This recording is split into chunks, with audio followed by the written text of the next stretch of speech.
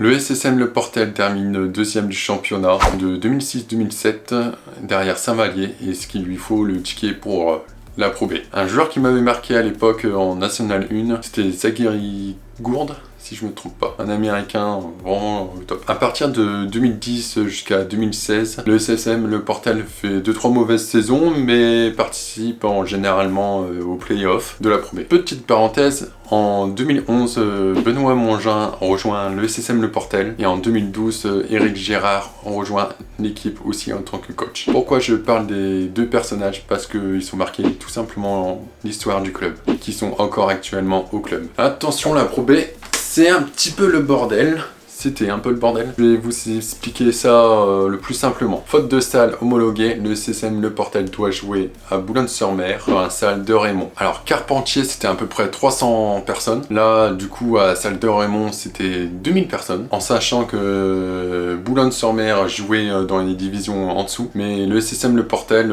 s'entraînait quand même à Carpentier, en généralement. Boulogne monte en Pro B et on aura plusieurs derbies de Pro B contre Boulogne-sur-Mer. Et parfois, ils pourront pas jouer toujours à Raymond. Le SSM doit jouer de temps en temps au Palais des Sports de Berck-sur-Mer, mais doit jouer aussi dans la salle Calypso de Calais. Un derby qui m'avait bien marqué, c'est la salle Calypso. Je pense que ça a marqué beaucoup de monde. Extrait. Et le match carnaval contre Portez aussi, avec Ronnie Tyler. Victoire à son équipe.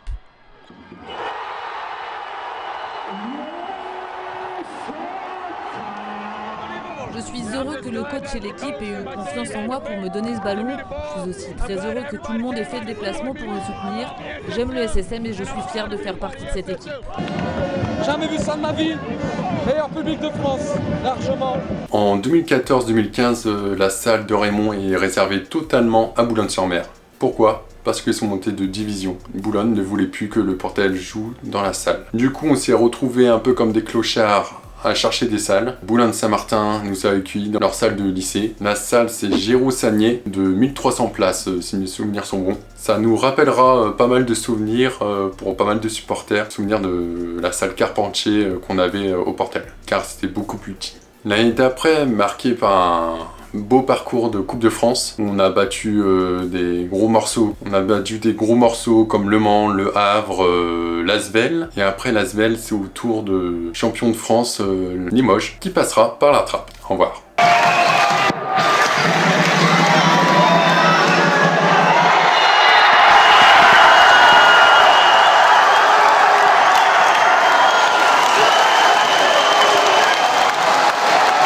Et on tombera en finale contre Strasbourg, comme vous voyez à l'écran. Le Portel a perdu, mais a réussi à résister 3 quarts temps. La Coupe de France, c'était un putain de souvenir pour tous les supporters qui ont vécu ça. Avec les supporters de Strasbourg, qui c'était génial aussi. Un souvenir de la finale de la Coupe de France, c'est quand on a débarqué dans la salle. Tout le monde nous regardait, il se disait, c'est qui ce club, ces supporters? Ils viennent d'où? C'est le Portel.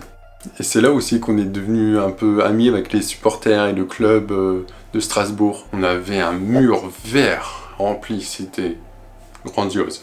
Regardez ça.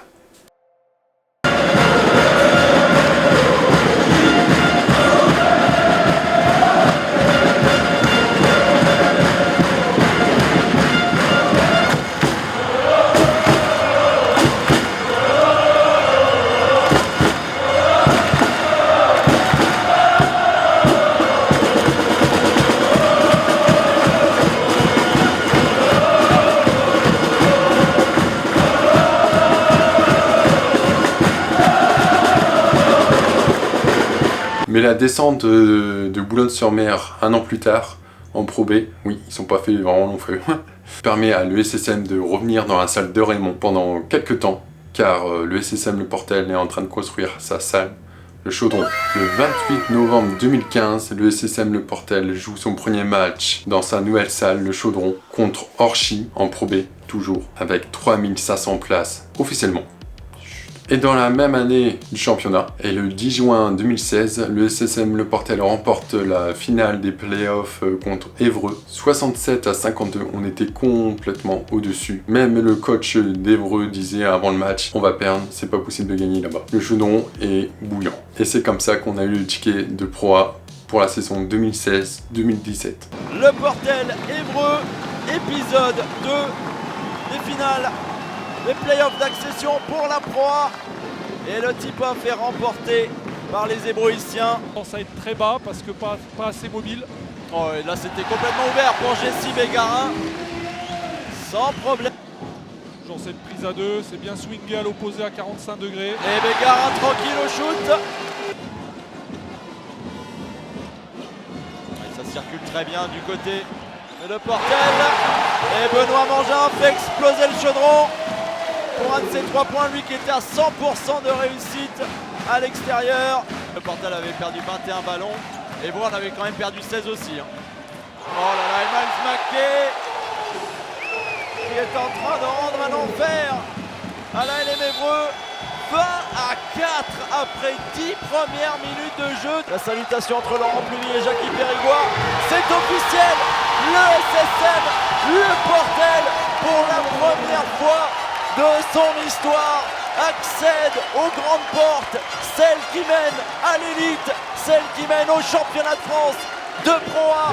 Hier Toulon et Le Portel seront de nouveaux représentants pour le championnat élite français. Un grand bravo à cette équipe de Le Portel dans une salle incroyable qu'est le Chaudron. Des joueurs qui m'ont marqué comme Jakim Donaldson, comme Charles-Henri Brochard, et j'en passe bien sûr, je peux pas tous les citer, comme Ronnie Taylor, etc. Pour sa première année en Pro A, le SSM Le Portel se qualifie pour les playoffs qui terminent 7ème du championnat et participera même en Coupe d'Europe et qui fera même un très bon parcours. Et aujourd'hui, ça fait 8 ans, voire même 9 ans maintenant que le SSM Le Portel joue en Pro A. Car cette année vient de se finir. Actuellement, c'est les playoffs contre Monaco. Et le SSM Le Portel arrive à résister avec le plus petit budget chaque année de la Pro A. Un petit exemple, on peut même pas se payer un joueur de Monaco, de l'Asvel, avec le budget de l'SSM Le Portel. Juste pour vous faire une idée, vous voyez, on a des gros derbies comme le BCM en Pro A, et Saint-Quentin cette année. Et Saint-Quentin, bravo à vous, qui sont actuellement aussi au play-off.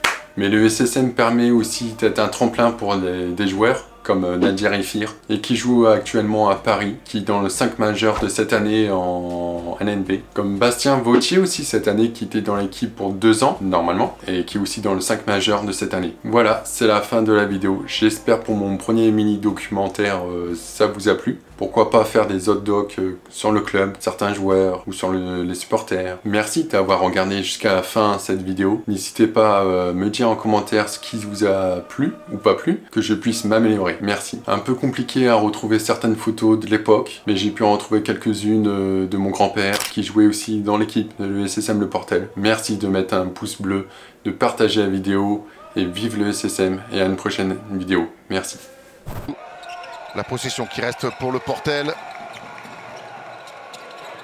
Oh, le tir énorme de Maxouni et Don Maxouni. Récompensé avec un ballon gagné, le bon duel aussi tenu par Seymour. Il est attrapé, Fleming, par Fleming Nadjerifi. Ah, il est parti haut, il allait super vu Nadjerifi, mais alors là, Fleming Junior, incroyable. Wow, timing. Et c'est Fleming, ouh, attention, ça a brassé, ça joue, tant mieux. On est déjà reparti de l'autre côté, Diawara dans les airs pour aller trouver Gresham, la magnifique contre-attaque du Portel qui revient à 29 partout. Ah, superbe, passe, la relance. Elle est belle, elle est belle, la passe de Diawara. Superbe. Dans le timing, paf. Bim.